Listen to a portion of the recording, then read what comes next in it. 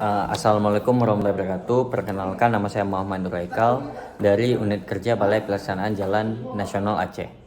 Nah, pada pemaparan kali ini saya ingin menjelaskan sedikit tentang profil instansi di mana saya ditempatkan, yaitu di Balai Pelaksanaan Jalan Nasional Aceh. Baik, untuk visi dan misi dari BPJN Aceh, visinya adalah terwujudnya sistem jaringan jalan yang andal, terpadu dan berkelanjutan di seluruh wilayah nasional untuk mendukung pertumbuhan ekonomi dan kesejahteraan sosial.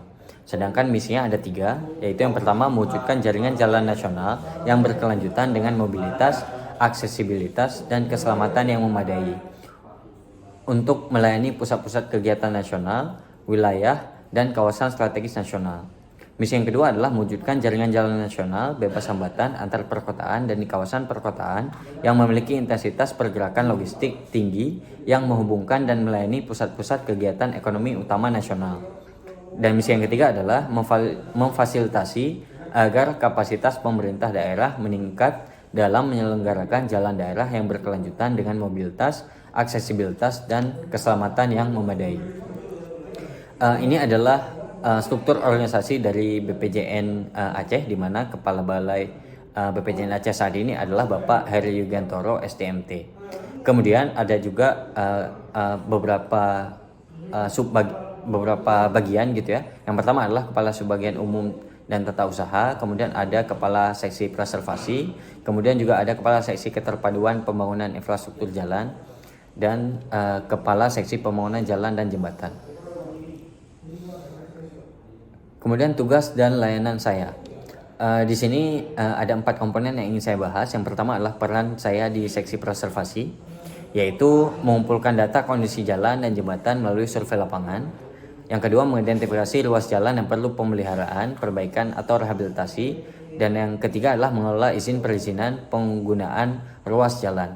Kemudian komponen layanan yang saya bantu hadirkan adalah yang pertama, monitoring evaluasi ke lapangan. Dan yang kedua, mengelola administrasi proses perizinan jalan.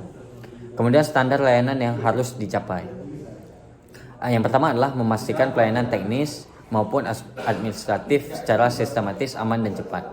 Kemudian kontribusi saya kepada instansi yaitu mempelajari serta menerapkan teknologi digital dalam setiap laporan dan pengarsipan sehingga pekerjaan saya bisa dengan mudah dicek oleh atasan secara real time. Kemudian refleksi diri, di sini ada 4 komponen dari Smart ASN yang saya ambil untuk refleksi diri saya.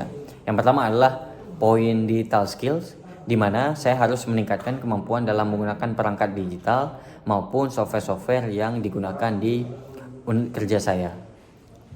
Yang kedua adalah digital ethics, di mana saya harus menanamkan sikap dan perilaku etis dalam menggunakan teknologi digital, tidak melakukan manipulasi data, plagiasi yang tidak diinginkan, dan lain sebagainya.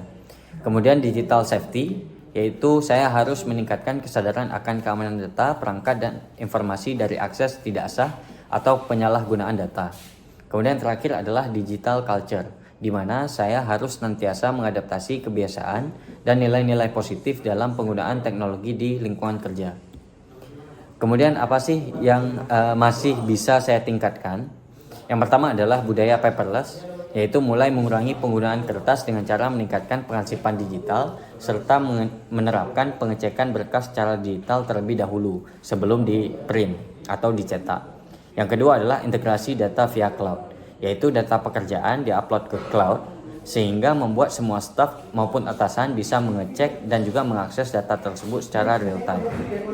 Yang ketiga adalah mengayomi ASN senior, yaitu sebagai generasi muda yang lebih mudah beradaptasi terhadap teknologi digital. Kami tidak hanya harus mengajarkan, tapi juga mencontohkan dengan baik kepada ASN senior mengenai penggunaan teknologi digital. Kemudian yang bisa dilakukan untuk meningkatkan layanan unit di BPJN Aceh yaitu mungkin dengan cara sosialisasi untuk semua unit kerja untuk mulai mengadaptasi teknologi digital mulai dari pekerjaan harian, mulai dari pengarsipan, budaya paperless, dan pelatihan rutin. Mungkin itu aja yang bisa saya sampaikan mengenai profil instansi BPJN Aceh. Semoga bermanfaat.